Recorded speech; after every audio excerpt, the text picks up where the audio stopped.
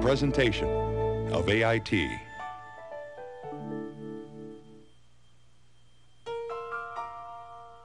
How well are all of your students learning? Are you constantly improving your instruction? Highly successful schools ask themselves tough questions like these. How do they find the answers?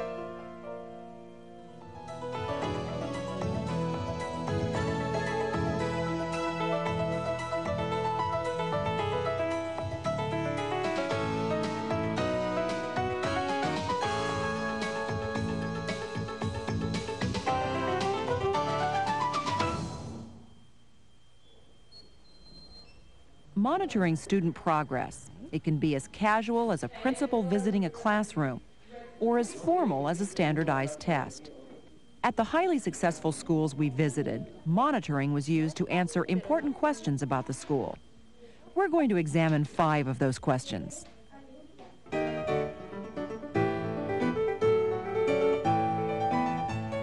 Jimmy tells me he's in the top 98% of his class. That sounds pretty good. Hey, come back here. Good morning. Where are you going? Good. That's where you belong. Nancy Ishinaga inherited a school with severe problems. When she became principal of Bennett Q Elementary in Inglewood, California, she asked herself, where are the students now? What is the level of academic achievement in this school? And she quickly found out. When I first came here, this was in '74, and the first test scores, state test scores came out. Our third graders were reading at a 3 percentile, which is, you really can't get lower than 3 percentile. And I approached the staff with it. I said, 3 percentile, you know what that means? It means either the kids are all retarded or something's not happening here, something's wrong with the program. Now, which is it? And I think if it's only one class... Nancy Ishinaga and her staff used the assessment data to take stock of where their students were. That's the first step in any improvement effort. And it became clear to them that the school's academic program was not working. And of course, they all had to admit, and many of them already knew that the program really wasn't doing what it was supposed to do. So we really had very little problems. We all agreed that all kids can learn to read. Me being a Skinnerian behaviorist, I came out with the fact that, hey, listen, Skinner taught pigeons how to read. And if he could teach pigeons how to read, certainly you can teach every kid in the school how to read.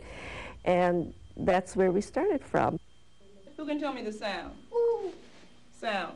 Ooh. Ooh, close. Oh.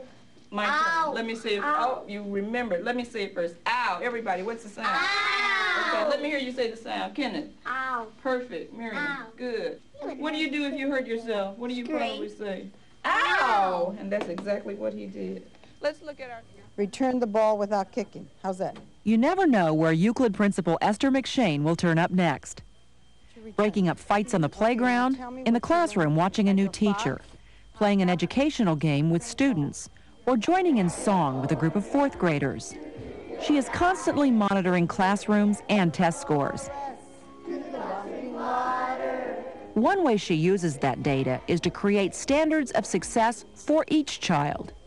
Academic success will be that every child will show gain every year. So that a child that is on the 50 percentile this year, our goal should be the 60 percentile, that we should not be satisfied at any level. And I do have some children on the 11 percentile. That child must get the support from this school to grow up to 25 percentile, 30 percentile, because I believe that every child is capable of growing. It may take Jose 3 years to get to the 30th percentile, but my God, he's going to get there. Lou Yanu is another principal who uses assessment data to create standards for success. His school is Thorncliffe Elementary in Edmonton, Alberta, Canada. Here, all students are tested at the beginning and end of each school year. By identifying assessment needs of students early in the school year, we can tailor our curriculum to meet the needs of students. Once we know where the students are when they begin the school year, we provide the appropriate curriculum so that by the end of the year, on an assessment profile, we can demonstrate significant growth. At the new Suncook School in Lovell, Maine, success is measured by more than just test scores. So how much is that you're showing right there? Principal Gary McDonald believes student involvement in learning is just as important.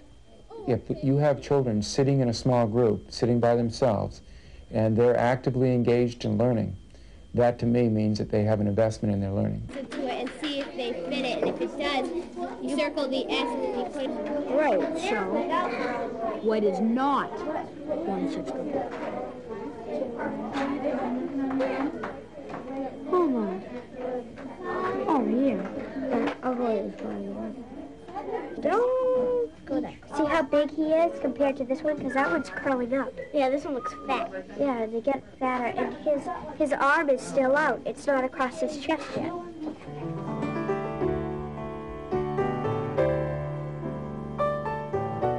To make sure her students master the school's key learning objectives, Nancy Ishinaga and her staff have created a rigorous curriculum. And they monitor student progress to see if it's working. In other words, we have a very well-defined curriculum, and I monitor what happens in the classrooms by periodic tests, which the teachers all give, and every teacher in every grade level gives the same tests. They turn in the results to me, and we go over them together to see where strengths and weaknesses might be, where changes in the tests or changes in the curriculum need to be made. I think there's too many papers here and too many things to look at. Could you guys kind of take a look at them and come up with something that's more usable for you guys? Could we even give it, instead of 1, 3, or 4, could we give it a content score and a mechanic score? Yeah. Because they have something to do with one another, but they're two different things. It's too hard to consolidate them. And yeah, that might be easier. That would be easier. Giving them 2 separate scores. Yeah. Because if the content is there, you can focus in on the mechanics and teach those. And that way you really, when you look at the papers, you're really narrowing, well, what do I need to work on? I need to work on mechanics, or do I need to work on whether or not they can develop ideas? So you think the content... It doesn't mean that we control everything. It means that within a certain parameter, the teachers have all the freedom they want. So if you go into every class, every teacher teaches differently, and different things go on. However, the basic framework is there so that everybody learns what they need to learn. What does this activity look like to you? Some people call it chaos. But new Suncook principal Gary McDonald calls it active learning. Well, I think from the casual observer, certainly, you'd begin to question what was happening. There's kids all over the place. You know, there's a lot of noise, a lot of interaction. I think when you get more involved in sitting down and being with the kids and watching them interact with the different centers, then you find that there's a tremendous amount of learning going on. These students seem involved in their lessons, but can teachers really monitor and assess the learning going on here? There's a tremendous amount of assessment that goes on within a day and within the center time. The teacher is interacting with the children individually.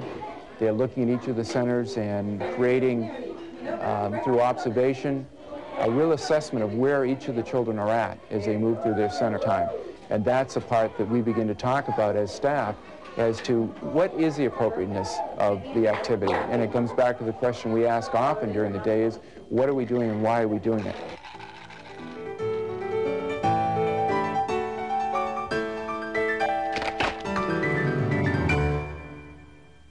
New plants and trees sprout on rotting logs.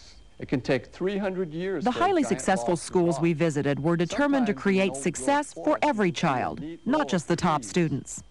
At Alki, Pat Sander uses classroom monitoring and testing to make sure no students fall through the cracks. Oh, well, I'll give a copy to you. I have it on my bulletin board. From my individual perspective as a principal, I want to know where the children are. I try and get into the classrooms every day and monitor what's going on in there. Good writing. One way Pat Sander uses the data she collects is to organize students into learning groups, groups that will challenge them to do their best. We move the children as they need to be moved.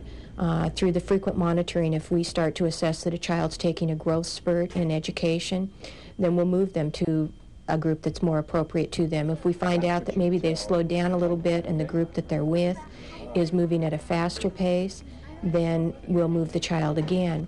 In the first semester of the school year, the first 90 days, we moved approximately 10 to 15% of the children. So it's not a tracking system once they're put into a group, but we monitor that and watch where they're going. The last site council meeting. Alki has a site council, sort of like a board of directors that helps run the school. 4 parents of Alki students are on the council, and they are closely involved in the details of student monitoring at their school. Moving right along. Alki School has a diverse student body. The site council wants to be sure there is no achievement gap for minority students. And so one of the things we're doing in this, in this group of parents and teachers is looking at test scores. How are test scores of minority kids? Is the difference between them increasing or decreasing? And also, but look at for black children, look at the increase in the percentage of kids that are in the top 3, or in the middle. Within the middle. It went from 65% up to 90%. Okay, so in terms of that part of the bell curve, we said, hey, we're doing okay Except here. that But this means that they were in the top 3. So all these things that we're doing at this school, are they making a difference for kids? What's happening, do you think? Back at New Suncook School, teacher Linda DeShane is also determined to see success for every child. What did he have for food? Ketchup? Just plain ketchup? Her learning centers work because she carefully monitors and knows each student. The children are in control of their choices, but the teacher is responsible for finding out the needs of the kids and giving them choices within a range of activities. And when you have children long enough, you can almost tell when a child is choosing something because it's easy or because it's he'll get done quickly, or if he's choosing it because it's a challenge. It's been successful for us. I mean, we feel comfortable with it.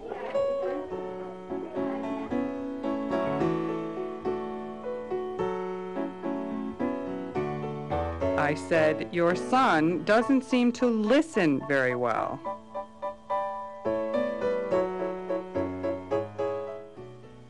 And now you got the right answer. Now let's see what you can do here. Same thing here. This is you have to borrow from here to make it into a 10, right? So what does this become? At Bennett Q School, Nancy Ishinaga personally tests the academic skills of each new student. She uses this assessment to get parents involved in the child's learning. Like that, Our kids have already had fractions because we do that in the first half of the year, in the 4th grade. So my suggestion to you is to go to the drugstore and look for workbooks on simple fraction and help her with that. Oh, I know that good. I know fractions. Well, that's good. And it would help because your son is in exactly the same boat. Of course, I have to do a lot of counseling with the parents to make them understand why. And generally, they understand. Parents understand kids have to attain certain skill levels. In fact, many of them say, it's about time there's a school that requires certain kinds of learning before the kids are promoted. In my other school, they just pass them on. So we don't do that.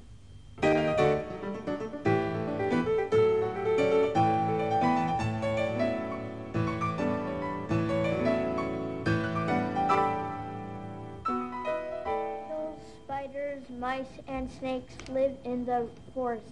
At Alki School, 2nd and 3rd graders are grouped together at what's called the primary level. 4th and 5th graders at the intermediate level.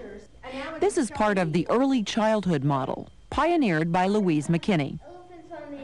We say in our early childhood model schools that if a child doesn't learn in the way we teach him or her, then it's our responsibility to teach the way that child learns. Did anything happen to him after he drank it? No. Yes. So should we say no freckles yet? Not. Did he sit and watch for them? Diane Tompkinson is a teacher at Alki. She was looking for a way to improve her students' listening skills. A staff development expert from outside the school showed her how to use an instructional technique called Story Painter. The children paint a picture to present their vision of what a story is about. Brains moving? All right. What do you want to say about Chapter 3? What do you think Savun was illustrating here? I think she was illustrating with the freckled juice, and he was mixing all the things up together. How do we want to say that? The main idea of what he was doing in Chapter 3? Andrew was what? Andrew was... What was he doing? What's the verb? Making freckled juice for freckles. He was making... The more strategies and methods you have, the more children you reach, and the more interesting it becomes. And I think that's a key thing we're finding nowadays, is letting children know there is more than one path to the house. And they're all acceptable and appropriate. And so that you have children taking risks in learning. You have a lot more staff taking risks. You see, there's so many things at work. And it's exciting to try out a wider variety. At the highly successful schools we visited, the educators were constantly monitoring student progress. Monitoring helped them answer important questions about the school, such as, how do we define success? And are any students falling through the cracks? Successful schools are in a constant mode of self-improvement. They use monitoring to judge their efforts. Bottom line is student achievement. And we need to continue to work on it. We need to focus in an area, we need to grow in that area, and as we see growth in that area, we need to identify another area so that we can continue to build on techniques, strategies that can equal success for children.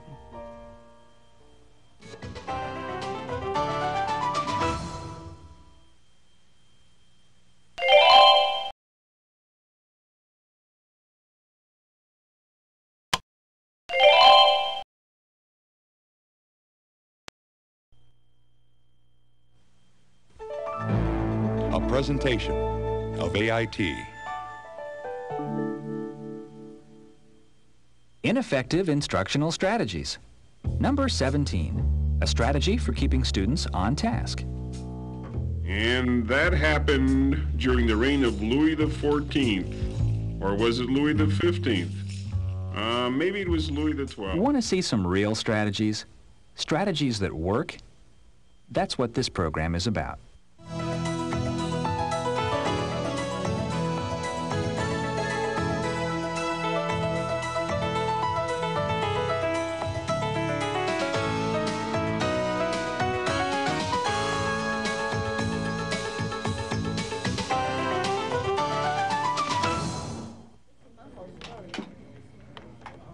In highly successful schools, the educators work to develop effective instructional strategies, strategies that produce results for their students in their schools. In this program, we'll examine 5 strategies these schools use.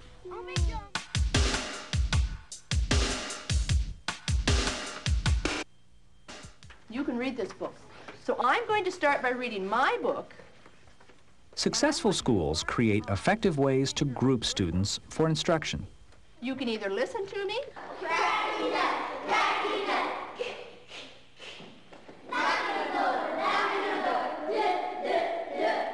At the Van School in Pittsburgh, some students are placed in a program called ELS, Early Learning Skills. ELS acts as a transition period between kindergarten and first grade for students who are not ready to advance. If you give them a year to learn the importance of language and work on fine motor skills, listening, attention span, and you also give them a year to build up their confidence, they usually do very, very well. It's that real long word. Cornucopia. Van Principal Doris Brevard is a strong supporter of the Early Learning Skills group. She calls it an ounce of prevention. We feel here if you can solve the problems, if you can get the children help at a very young age, then that will eliminate the more serious problems when they get older. That's why we stress in the beginning of the reading instruction that the children master whatever is being taught before they move on. Like other kids, the ELS students can't keep their hands off the school's computers, but they aren't playing games. They're using educational software that Nadine Dega developed with her husband. Well, who do you think he's the boss of? Of the soldiers. Of the soldiers? Wow, do you think that's an important job? When you see something that the kids really like it and it's valuable to them and something's working and getting through to them, it makes us all excited. You know, and the extra work and the extra time, you don't mind doing it if you see results. And if you'd see these kids' faces whenever they're working at the computer, it's just exciting.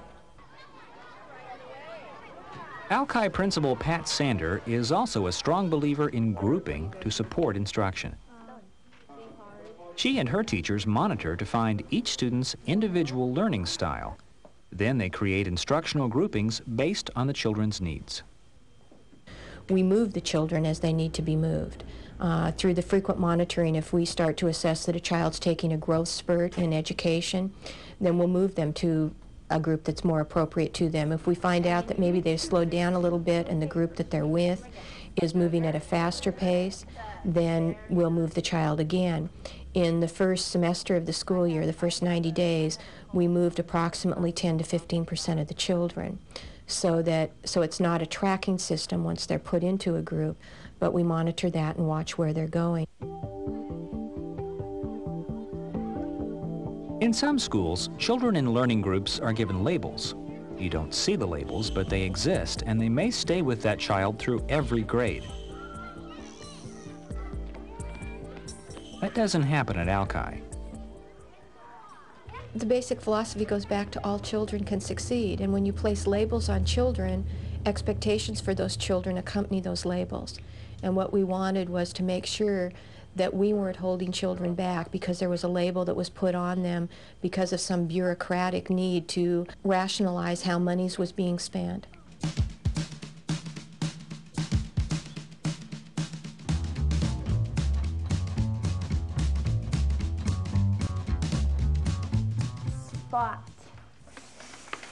Spot.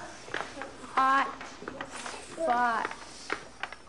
Another important trait of successful schools is appropriate pacing of instruction. The emphasis here is on accelerating the learning for all students, even those who are behind. Without acceleration, these students will never catch up. 15, 16. Now I can take that information. This is Thorncliffe School in Edmonton, Alberta, Canada.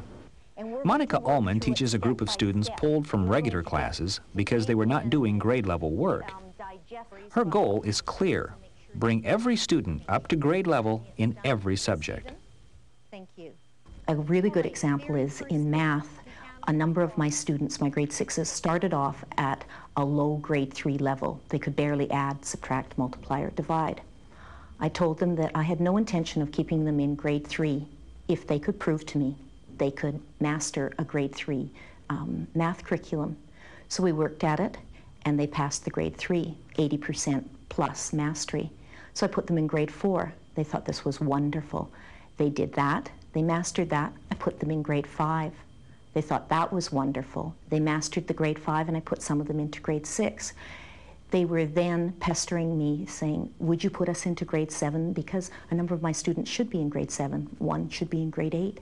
And I said, yes, I'm not here to hold you back. I'm here to encourage you and make you the best that you can be and to bring you along as far as I can.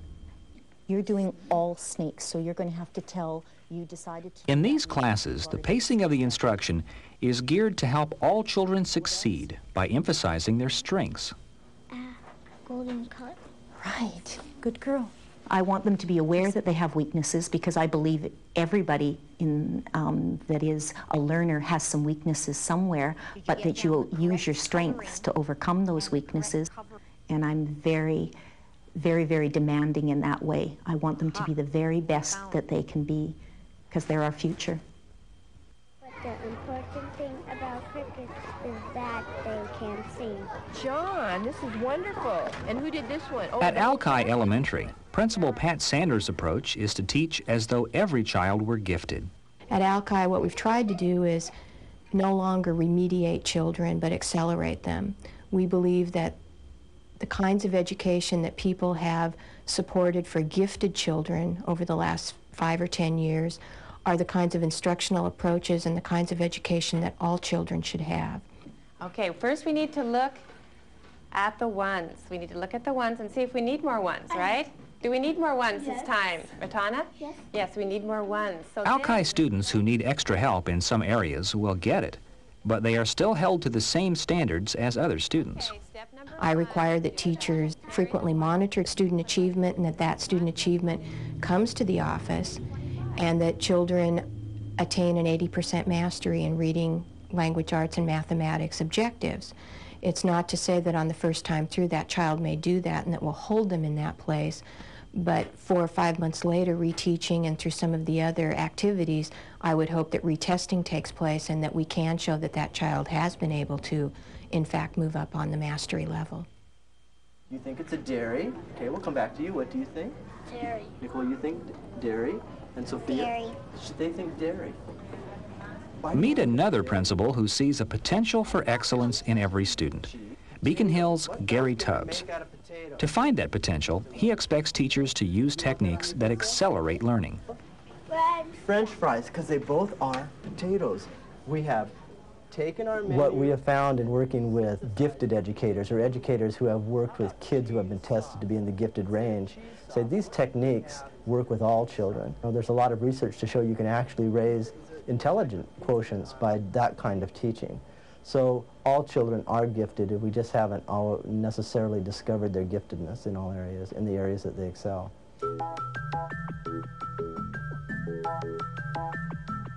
Mrs. Crenshaw, I think this time your students have gone a bit too far. We need insect research. Highly successful schools demand that students be involved in their own education. Teachers at these schools use instructional approaches that promote active and enriched learning. At Alki School, 2nd and 3rd graders are grouped together at what's called the primary level, 4th and 5th graders at the intermediate level. This is part of the early childhood model, pioneered by Louise McKinney. We say in our early childhood model schools that if a child doesn't learn in the way we teach him or her, then it's our responsibility to teach the way that child learns. We also know that all of our children are not analytics, and that analytics might do well working with workbooks, but the majority of the children in our schools who do not learn well tend to be very global learners, and so they learn better when they have context and meaning. What? Looks like turkey. Looks like turkey. What's it feel like? To provide context and meaning for their students, Alki teachers Diane Tompkinson and Lori Eba are about to lead a field trip to the beach. The trip will complement the students' classroom lessons on sea life. The first step is getting the students ready for the trip. Do you think we need to know a lot more to become beachologists? Yes. Okay, do you think our trip to the beach tomorrow is going to be something that we're really going to learn a lot of things on? Yes. Do you think it's going to help us? The next day, the students enjoy some hands-on learning. The teachers hope this active experience will motivate kids to learn more about sea life. See all of these little areas underneath here? All of these little areas underneath here are their feet. They're 2 feet, and that's what they attach to the rocks with. Successful schools use a variety of approaches and techniques. The same students who went to the beach now put together their own books about the field trip. They'll write poetry, create math story problems around sea life, and do art projects about the creatures they saw. How many shells? It's a way to bring real-life experience so that the child can then take that information back and write about things. They become totally engrossed in what it is that they're doing, and the motivation is there, the feeling that, God, we want to learn all we can about it, and it just seems to create a feeling in them that they they can do it and they want to do it, and it has meaning to them, and I think that's the whole point of what we're doing for kids, is to create meaning for them.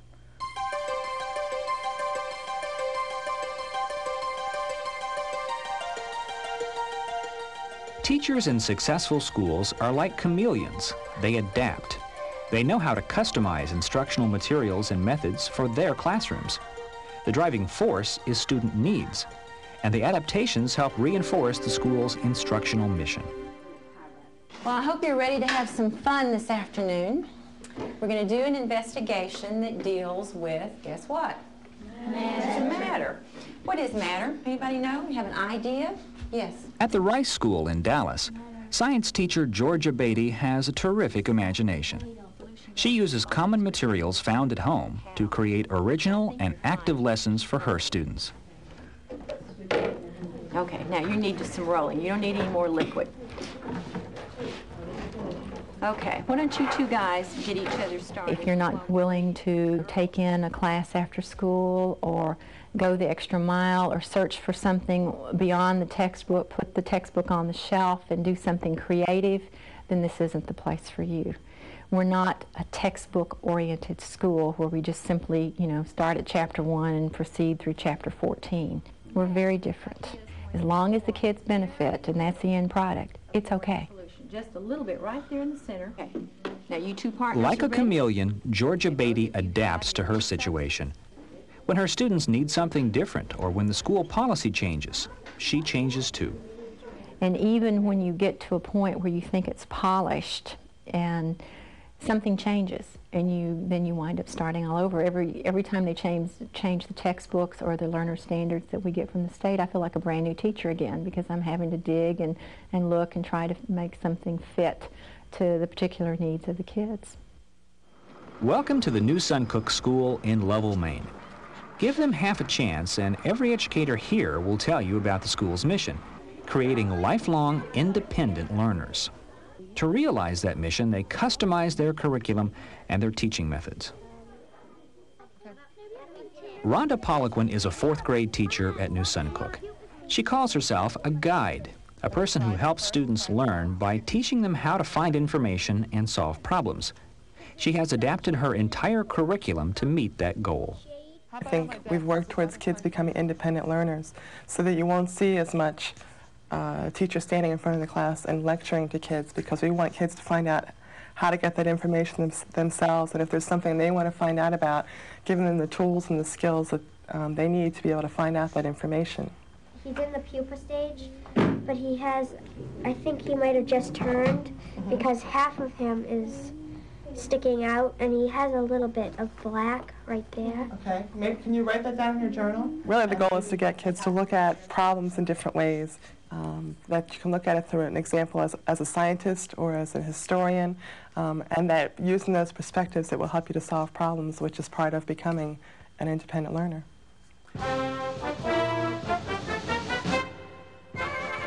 Introducing the Chi-Square Marching Band.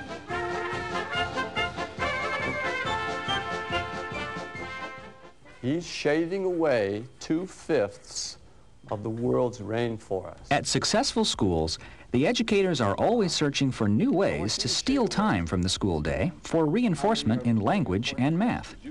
For example,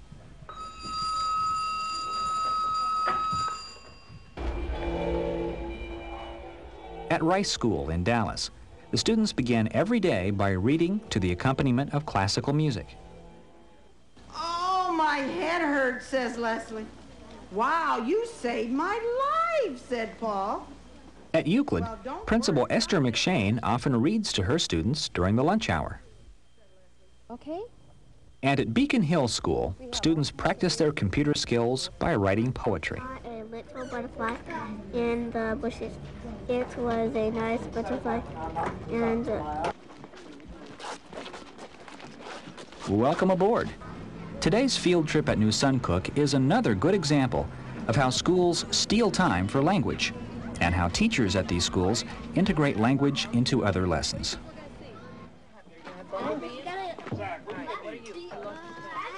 Here's the story of a sorry caterpillar by the name of Benny Miller. Benny Miller is a song about a caterpillar who dreams of being a butterfly. But after his transformation, he is captured and becomes part of a boy's collection. It's really ironic now to think that Benny Miller had to die. So poor Benny died because some little boy caught him for his collection. Now would you like to draw some pictures to go with that? Okay, great. We've been studying entomology for quite a few weeks now, and one of the concepts that we really want to get across to children is the idea that nature is very fragile and we need to protect it. This is a literacy activity. We like to bring literacy experiences into the field, and it also might inspire some of their own writing when they get back to the class. Other students on this field trip will search for insects in the field and in the stream. After some exploring, Susan Steller's class will design their own insects, complete with camouflage.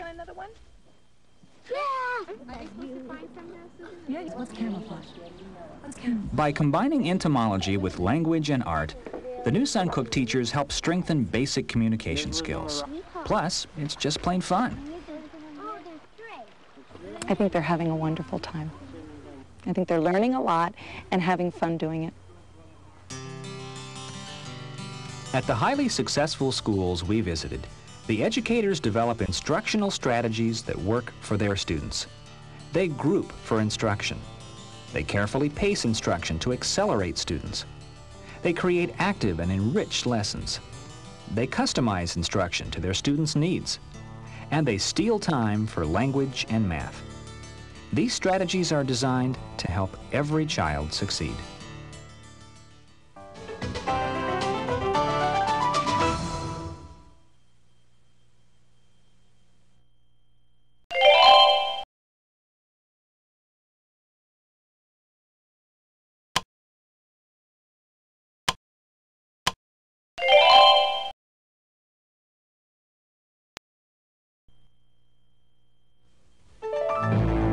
Presentation of AIT. We believe that it is our job to educate the kids, to make them literate. It's not the home's job, it's our job. If the home helps, it's fine. But if they don't help, we still have to educate and make the kids literate. Kids who come to Bennett Q, if they're here for any length of time, you can be sure that they can read, they can write, they can compute, and they can speak well, because this is our job, and this is what we plan to do, and this is what we do.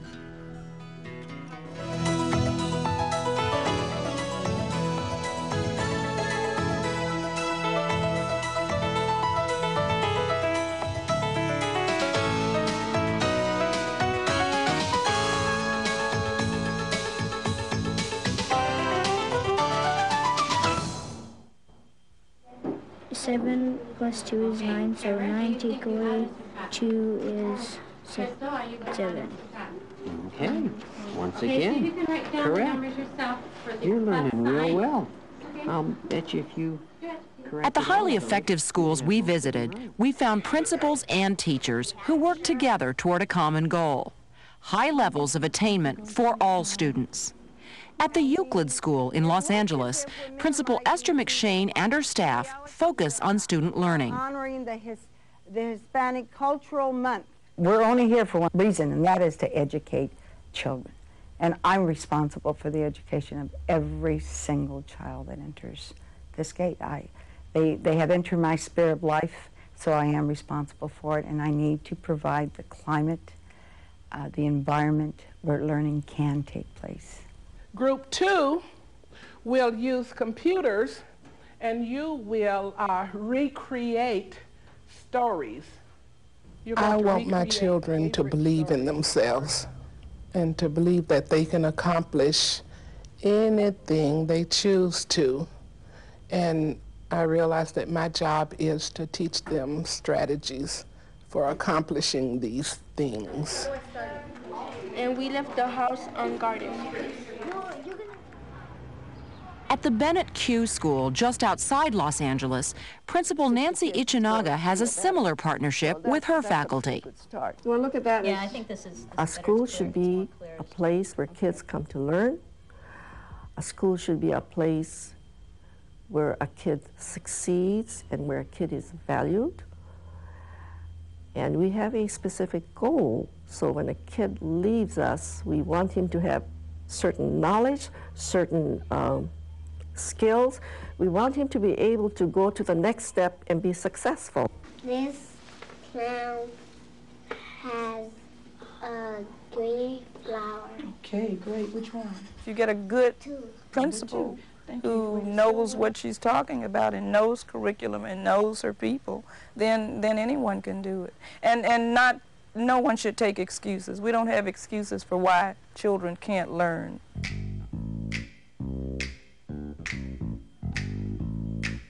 First, you have to get their attention. I pledge allegiance to the flag.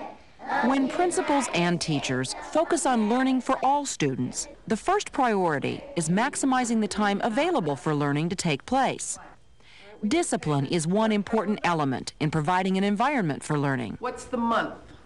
You can tell me the name of this month. Philip. November. Excellent. What letter does the word... At the Van School in Pittsburgh, Principal Doris Brevard feels strongly about her role. The principal must provide the atmosphere, and then it's the teacher's job to teach. But if that teacher can go into his or her classroom and teach 35 minutes of the 40-minute period, then something will be accomplished. But the principal must see to it that the discipline throughout the building is such that the teacher can teach the 35 minutes. No, so what did he have to use to look at that picture? Kathy Gallagher teaches 4th grade at Van. I know that when I go in my room, I will have an atmosphere in which I can teach. And I think one of the things I always remember when I first came to Van, she said to me, you can teach whatever style you like. Your style is your style. And as long as you're teaching and children are learning, that's all I ask of you. And she also told me that when I go in my room to teach, I will have an atmosphere in which I can teach. And if I don't have that atmosphere, then that's her job to provide it for me. And it's always been provided for me. Another way to maximize learning time is to move swiftly from one class activity to the next, as in Dana Brooks' class at the Rice School in Dallas. Make sure your pencils are put either in the container on your tables or on the floor. I'll give you about 3 seconds to get yourselves together. 3, 2, 1, 0. Okay, if you will remember... Whether it's a teacher-centered school such as the Rice School in Dallas, or a more student-centered school such as New Suncook in Maine. Right now it's time for you to clean up your space and go to your meeting area. Transitions take very little time. If we had to yell to them or say, okay, it's time to clean up, they wouldn't hear us. So by clapping a pattern, it brings their attention to what we're doing. And the hands on the head is, they can't be touching anything while they're listening. So they have a better listening time when they have the hands on their head. Maximizing learning time also means that every possible minute is devoted to teaching and learning. At the Euclid School in Los Angeles, that can even mean having the principal read stories to the students at lunch. Leslie reached down for him. Try to grab my hand, she said. For a principal like Esther McShane, maximizing learning is a high priority. Effective use of time is one of the things she looks for in the classroom. What I look for in a classroom is to see time on task. Why is it that the child is engaged in that activity? Is that activity challenging? Does it raise another level of awareness for a child? Are children exchanging ideas with one another? A deer, where does it look like a deer? Point.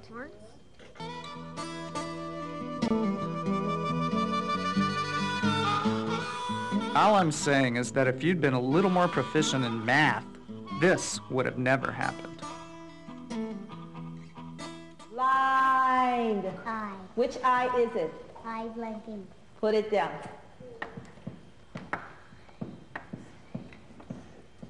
At the Van School in Pittsburgh, their goal is for all students to master the academic content. The curriculum is structured to help students achieve that goal. We're going to do this step by step. We're going to get it right. Okay? The primary level is the foundation for the educational system. If they start out and they're passed through and they don't have the basics for reading, they don't have the basics for math, they never get it. It has to be achieved in the primary level. And we firmly believe that, and we work for it. Great job. I knew you could do it. Very good. Van principal Doris Brevard has the same conviction. We feel here if you can solve the problems, if you can get the children help at a very young age, then that will eliminate the more serious problems when they get older. That's why we stress in the beginning of the reading instruction that the children master whatever is being taught before they move on. It's STEAM, that's right. We know how to direct our kids to make it work. We know the problem before it happens. At the Bennett Q School in Los Angeles, Nancy Ichinaga also stresses the value of a structured, sequenced curriculum. We have worked out a system where everybody goes through, or everybody is taught specific things that make them successful students. And it's what every teacher does. That's a perfect explanation. So would you read that statement, Eleanor, for us?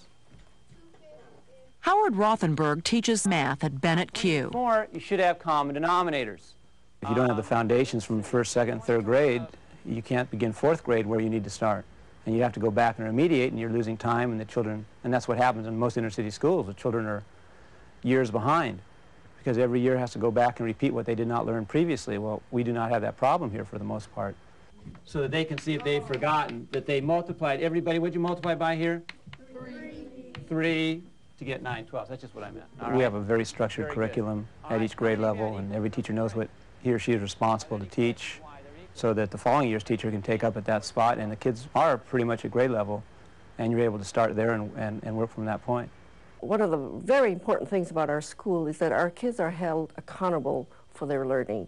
In other words, we have expectations by grade level for every kid, and the kids and the parents know from the very, very beginning that if they are in kindergarten, these are the things they have to master before the year is over, and if they don't, they probably will not go on to the next grade. Parents understand kids have to attain certain skill levels. That's not new. In fact, many of them say, it's about time there's a school that requires certain kinds of learning before the kids are promoted. In my other school, they just passed them on. So we don't do that. At the Alki School in Seattle, the curriculum is more flexible. Principal Pat Sander is just as concerned about success for all students, but she has her own approach for reaching that goal. We believe that the kinds of education that people have supported for gifted children over the last 5 or 10 years are the kinds of instructional approaches and the kinds of education that all children should have. So that instead of saying you have to crawl before you walk, some children may in fact walk and go back and learn to crawl later. Now, we're going to be doing quite a few things over the next several weeks to celebrate and continue our study of the rainforest. What I'd like you to do now is take your spelling paper, because our spelling words this week are rainforest words. Fred Pruitt teaches at Alki. His class is studying the rainforest in science. That content is also used to teach spelling and build vocabulary. All right. The word Amazon, to teach punctuation, the M or the A. And also math. He's shaving away 2/5 of the world's rainforest. Whether a school uses a highly structured, sequenced curriculum or one that is more flexible, in highly effective schools, the emphasis is always on mastering academic content. I have a job to do. I'm going to be with these children for 1 year, and my goal is to help them want to learn and to learn as much as they can in that 1 year, because they're not going to get that chance again.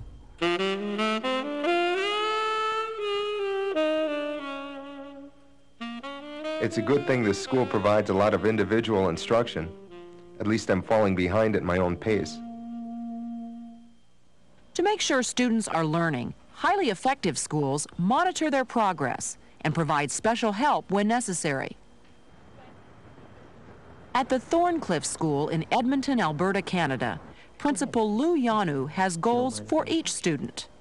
We have identified for each individual a learning profile so that over the course of the time that the student is in the school, whether it be 1 year or 7 years, kindergarten through grade 7, we would be able to track their progress. The goal is that every child is capable of high levels of success, and that what we wish to see for each individual child on a year-to-year basis is growth from September through June, and that growth profile continue to raise as they continue on at our school. A story that you're thinking of? Another one of our goal statements and belief statements is that if children can't learn the way we teach, then we must teach the way they learn. If a child in a classroom is having difficulty learning, the teachers have committed themselves to working with that child. Aha. Okay, now sometimes we're in places where we sit really close to each other, and what happens, you had mentioned to me earlier, Jared, something that you want to do when you feel kind of squished. What do you want to do? You want to what? Push them away and get them out of the way because you feel squished. And then what happens, Chris, when somebody pushes you, what do you want to do? Push them back. Push them back. And then what happens? And then, sure enough, you end up in a fight. There's no doubt about it. But we're going to practice some skills today so that hopefully you will remember not to want to go, get out of here, okay? This is called ignoring distractions. At Thorncliffe, helping students learn can mean teaching behavioral skills in classes, such as this one taught by Pat Castoros. The purpose in having the kids come into the skills program is that the teachers have checklisted certain behaviors in the classroom that they notice that they're lacking in those particular skills, and so need practice in those areas. Go for it. Yes, Stephen? Can I sharpen my pencil? You certainly can sharpen your pencil. If you're not able to behave and you're distracting others and you're distracted yourself, then you're really not picking up the academic things that the teachers are offering you. It fits into the basic philosophy of the whole school that learning is important, that practice is important to be the best that you can be. If you're lacking some skills, we'll offer them to you so you can better your life. At Alki School in Seattle, Pat Sander uses a mainstream approach to ensure student success. One of her first moves as principal was to get the non-English students into regular classrooms as quickly as possible. We've tried to do an immersion technique, and instead of having those children pulled out where they're in a room with other children that are speaking the conglomerations of languages and dialects, we have looked at instructional placements that are appropriate to them and mainstream them in with the rest of the children. And so consequently, the English language then seems to take off much more quickly with those children. What you can do is type in the list of words on the crossword magic. The same approach applies to children with learning disabilities or physical handicaps. They spend a small part of the day with special ed teacher Tove Anvik or in individual instruction. But the majority of their time is spent in regular classrooms. They need to be in class. They will learn more by learning from their peers and from their teachers, and by learning how to use the textbooks and how to listen and how to take notes. Those are all more useful skills for them as they go on in school than pulling them out and working one-on-one. The basic philosophy goes back to all children can succeed, and what we wanted was to make sure that we weren't holding children back because there was a label that was put on them because of some bureaucratic need to rationalize how monies was being spent. It takes a combination of factors to make a successful school. but an emphasis on essential learning skills is one of the most important. The schools in this program maximize the time available for learning. They design a curriculum that stresses mastery of academic content, and they provide support for students who are not succeeding.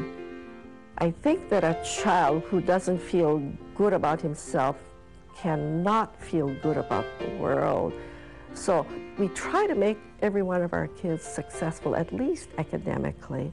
So whatever may be wrong with another part of his life, at least this part is good. And we hope that for many of them, this will carry them through. And I think it will. I really do believe that it will.